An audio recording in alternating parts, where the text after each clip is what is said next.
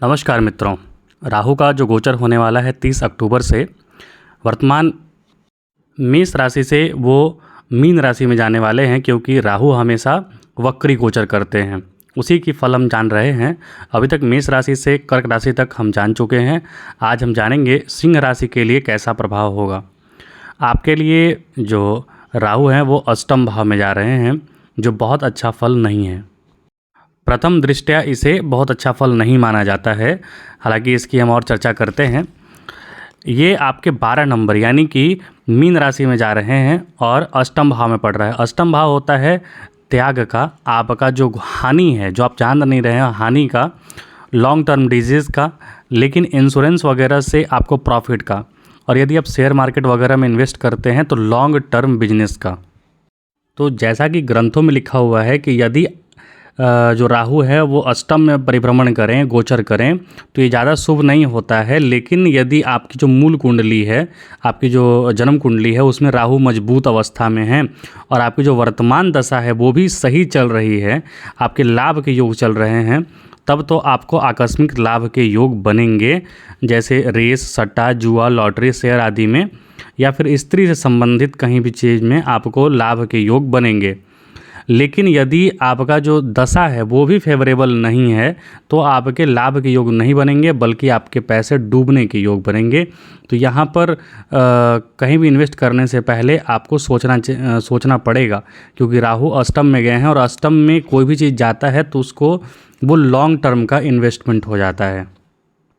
ऐसे व्यक्ति के पुत्र होते हैं, लेकिन अल्पायु पुत्र होने का योग बनता है। तो पुत्र संबंधित जो परेशानियां हैं उसके उपाय आपको ज़रूर करने चाहिए। अष्टम में राहु के जाने के बाद एक चीज़ होता है कि लावारिस धन, मतलब कि कहीं से ऐसा धन की प्राप्ति होता है जो आपने कभी सोचा ना हो, या फिर वहाँ से आपने कभी एक्सपेक्ट ना किया हो। ऐसा धन मिलने का या फिर ऐसा कुछ योग बनने का अवसर बनता है यहाँ पर। हालांकि यहाँ पर राहु 12वें गए हैं, मतलब अष्टम भाव में गए हैं 12 नंबर में, तो शारीरिक कष्ट, आर्थिक अड़चने, मानसिक अशांति और जो दैहिक सुख होता है, जो इच्छा आपकी होती है, उसमें विघ्न पड़ता है। धन हानि भी होता है और कई बार यहाँ पर मुकदमा होने का योग बनता है, क्योंकि राहु यहाँ पर बैठकर आपके द्वितीय भाव को देखेंगे, पैतृक संपत्ति को देखेंगे, परिवार को देखेंगे। तो वहाँ पर यदि शुभ प्रभाव में है तो आपके कार्य बनेंगे, पैतृक संपत्ति आपका अच्छे से निपटारा हो जाएगा, पैतृक परिवार में अच्छे से चलेगा। लेकिन यदि आपका दशा सपोर्ट नहीं कर रहा, दशा भी सपोर्ट नहीं कर रहा है, तो वहाँ पर अड़चने आएंगा और मामला अदालत में जाने का योग बन जाएगा। तो यहाँ पर थोड़ी सावधानी बरतें। और राहु अष्टम में जब भी जाता है तो मैंने प्रायः बहुत सारे लोगों को देखा है कि मन बहुत परेशान हो जाता है, और बहुत सारे लोगों को देखते ना कि सुसाइड कर लिया या फिर बहुत परेशान है, सब कुछ छोड़ छाड़ के चला गया, तो ऐसी स्थिति बनती है। तो राहु अष्टम में जा रहा है, तो इस अवस्था में, इस स्थिति में, मतलब कि 30 अक्टूबर 2023 से लगभग 18 महीने आपको सावधानी पूर्वक बिताना है, अपने परिवार के साथ बिताना है और दिमाग पे ज़्यादा लोड नहीं लेना है। याद रखिए, आप कुछ नहीं कर रहे हैं, करने वाला तो भगवान है। आप सिर्फ एक रिमोट कंट्रोल की तरह, हम सभी एक रिमोट कंट्रोल की तरह बस चले जा रहे हैं। उसी में अपने कर्म सुधारने के लिए हमें भगवत शरण में जाना होता है, भगवत भक्ति करना होता है। तो वो मार्ग जरूर अपनाइए, आत्म शांति के लिए, आत्मनिर्भर होने के लिए। तो आप मन से परेशान नहीं रहेंगे। आप सबसे बड़ा राहु का डिमेरिट अष्टम में ये होता है कि मन को बहुत ज़्यादा परेशान कर देता है।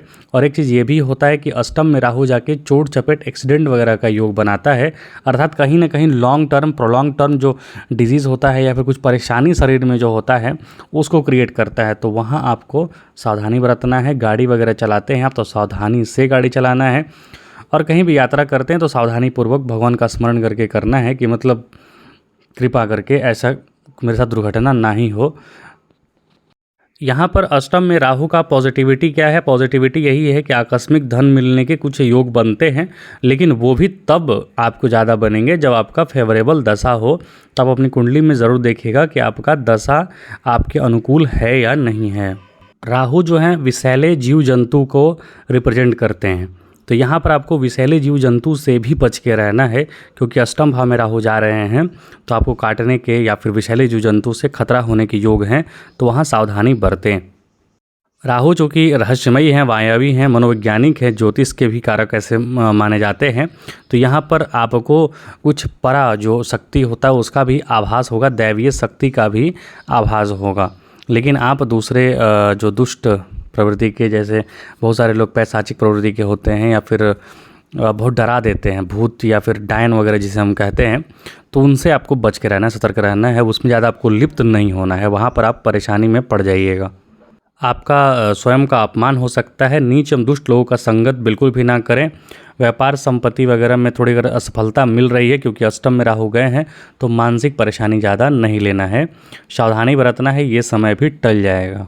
तो राहु का जो अष्टम में गोचर है वो बहुत शुभप्रद नहीं कहा जा सकता है और मिश्रित भी नहीं कहा जा सकता है, क्योंकि यहाँ पर बुरे फल ज़्यादा बताए गए हैं, अच्छे फल कम हैं। बशर्ते आपको अपनी कुंडली में देखना है कि आपके जो दशा है वो कैसा दशा चल रहा है। यदि अच्छा दशा चल रहा है तो राहु यहाँ पर बहुत ख़राब नहीं होते हुए भी अच्छा फल दे देंगे, लाभ के योग बना देंगे। लेकिन यदि दशा भी खराब चल रही है तब वहाँ पर थोड़ी परेशानियाँ बढ़ जाएंगी, वहाँ पर आप सावधानी बरतें। तो ये सिंह राशि के जातकों के लिए राहु का फल मैंने बताया। कुछ छूट गया हो, कुछ त्रुटि हो तो क्षमा कीजिएगा, और कुछ पूछना हो तो आप कमेंट बॉक्स में लिख दीजिएगा। बहुत बहुत धन्यवाद। जय श्री राम।